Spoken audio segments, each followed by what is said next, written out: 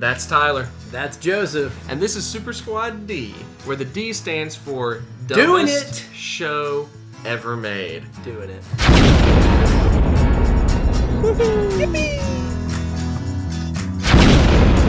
Here we are. We're going to talk about the CW's brand new attempt at modernizing the old Archie comics. Well, because let's be real, whenever you think of Archie, you're like, man, that's pretty good, classic, but boy, I wish it was modernized on a teen drama soap opera network. Riverdale tells the tale of Archie Andrews, everyone's favorite red-headed superstar, as he and the town of Riverdale and Riverdale High deal with a murder mystery. Oh no, someone died! I find it very interesting that Tyler has tried to prepare a good and bad list of different things. Yeah, that's true. Because there's not a single thing that I would actually put in the good category. I mean, it started off, I think it was like this. My name is Oliver...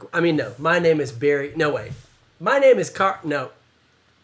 This is a small town. My name's Archie. Except it wasn't Archie, it was Jughead. It wasn't Archie. It was But Jughead. it was this great voiceover.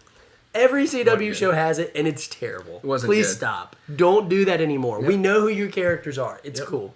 From the get-go, the characters are introduced in the worst possible ways. Oh, man. For example, Betty is introduced wearing only a bra. Because Well, of course. This is the CW. But we want to see some skin. To be fair, Archie is also introduced shirtless. Yeah. What I've always enjoyed about the Archie comics was how they were entirely about sex.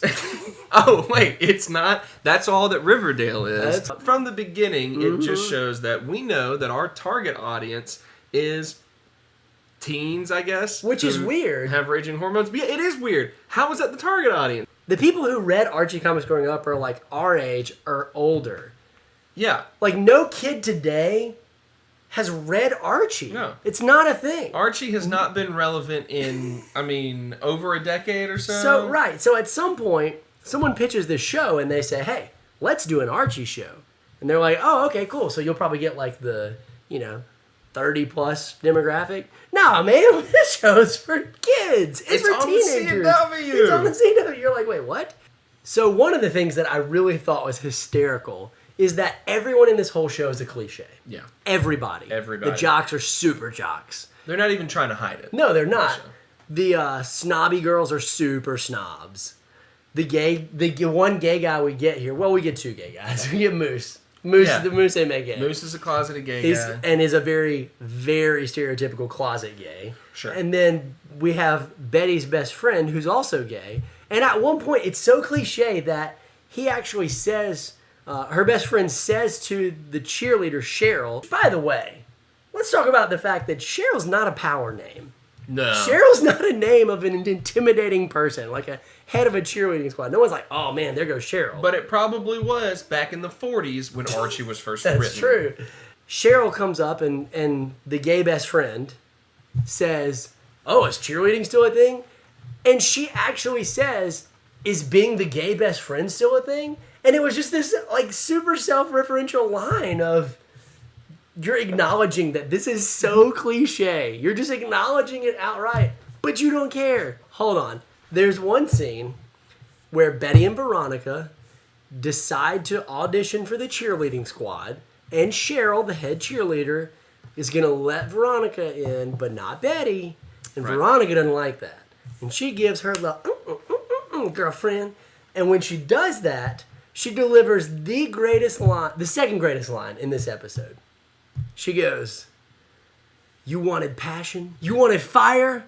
Well, my specialty's ice. How about the worst stuff that happens is the explanation of every character who arrives. Archie's father has a meeting with Hermione Lodge, Veronica's mother, and Veronica says, hey, Mr. Andrews, you run a construction company. Why don't you give me a job? No, before that, she even says, hey, yeah, isn't it funny? We even kind of dated for a little bit of time. Like, they're trying to explain the parents' backstories.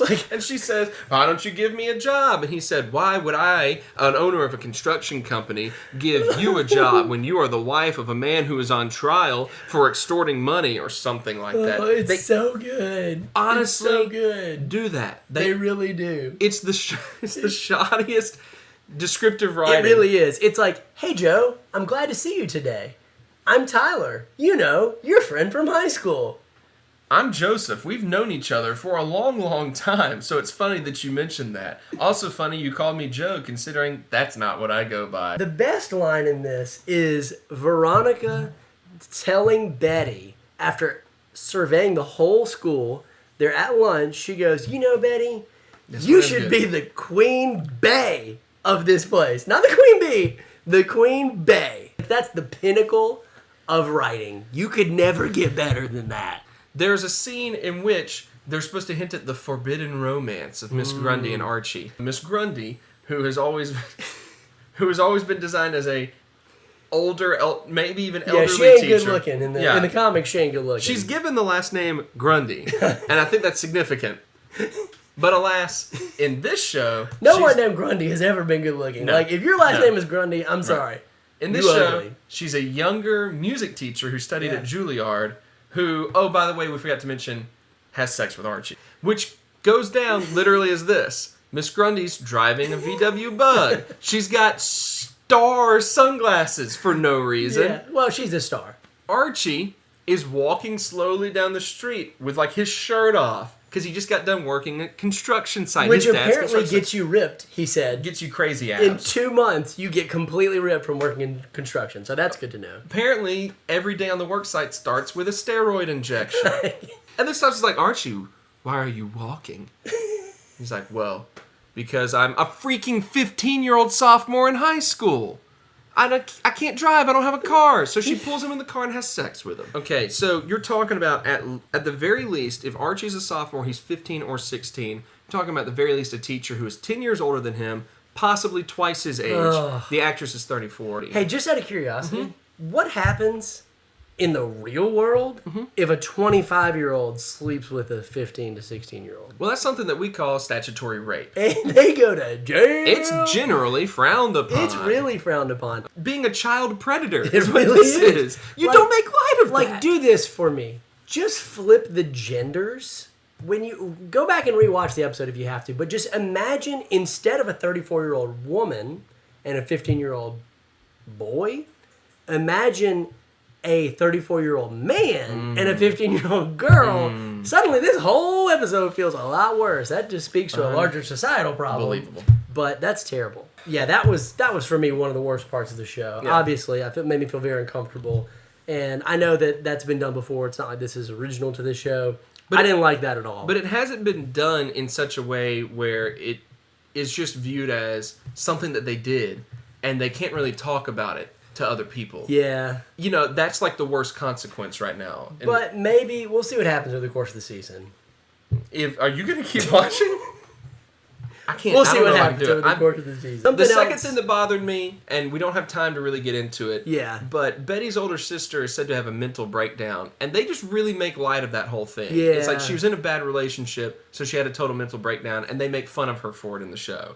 And as someone who cares about mental health, that didn't sit too well with me either. Yeah. But I don't want to get into too many details of that. And again, we'll see how that's portrayed later in the season. But, exactly. So a couple stray observations that I thought were just hysterical. One, at one point, Betty and Veronica are having a conversation in the locker room. Hey, Veronica, why are you being so nice to me? And then suddenly the scene jumps, and they're outside of the locker room, and they're walking like on a track field. And then she goes, well, the reason I'm being so nice to you is blank. And then she gives this whole backstory, but I'm like, what happened in between the time you were in the locker room and you were on the track field? Did you just say like... In my mind, yeah, she went, I'll tell you, but not here. Or was she just like completely silent? Like nobody spoke. Why are you being so nice? So the other thing that I just kept thinking the whole episode is, at all the important times, where are the parents? Like, where are anyone's parents? But then their parents show up, and they're all just, like, made out to be the villains completely. I feel like the theme for this episode, every time a parent shows up, Will Smith's parents just don't understand, needs to be playing in the background. Because, like, Archie's dad gives him this talk about, oh, and you didn't go to football, and you lied to me. And Archie says, well, Dad, I want to be a musician. And he says, well, son, you want to be in football and you want to be a musician? Well, here's what you need to do. Think about the consequences of your decisions. And I'm like, the consequences of playing guitar? Mm-hmm. Not to mention that right before that, his father says, football gets you to college. Yeah. College gets you... Statistically speaking, I don't know the full numbers off the top of my head, but I'm almost certain you're more likely to be able to get a music scholarship than a football scholarship. Yeah, there's a good shot just at knowing that. There's definitely a good shot at that. Yeah. One of the other great dialogue scenes is when Cheryl introduces herself to introduces herself to Veronica, rather. And she ends the conversation by saying, KK, follow me on Twitter. And I'll follow you back. Yeah, I was like... I don't know. Do kids do that today? If you're a kid today, let me know. Is that how you end a conversation when you meet somebody? Good news, though. There is one positive to come out of this whole experience. Yeah. There is only one positive. Just one. And that is we're about to announce the winner of a gift card Huzzah! On this episode. You did it! So you sat through and survived all of that. Yeah. And if you've seen the show, then you've survived God knows what horrors there exist. So... respect to you. Good job. And I'd love to know what you think about the show. Yeah. And I'm sorry. Did you like it? Here's the winner to the gift card. We announced this earlier in the week. If you're unfamiliar with why we do this, we want to give stuff away, encourage generosity, encourage kindness. And so we give away multiple things a week. To figure out how you can be a part of all this, of course, tune in on Tuesday nights, 8 Central for our live show. And check out, most of the time we announce then, how to enter into the contests. But also check out our other videos because normally they have the rules for how it is that we're going to give away what we're going to give away. If you like this video, hit that subscribe button below and let us know what you think. Like it if you liked it. Follow us on Facebook or Twitter. You can find the links down below. Hey, here's the winner. Yeah!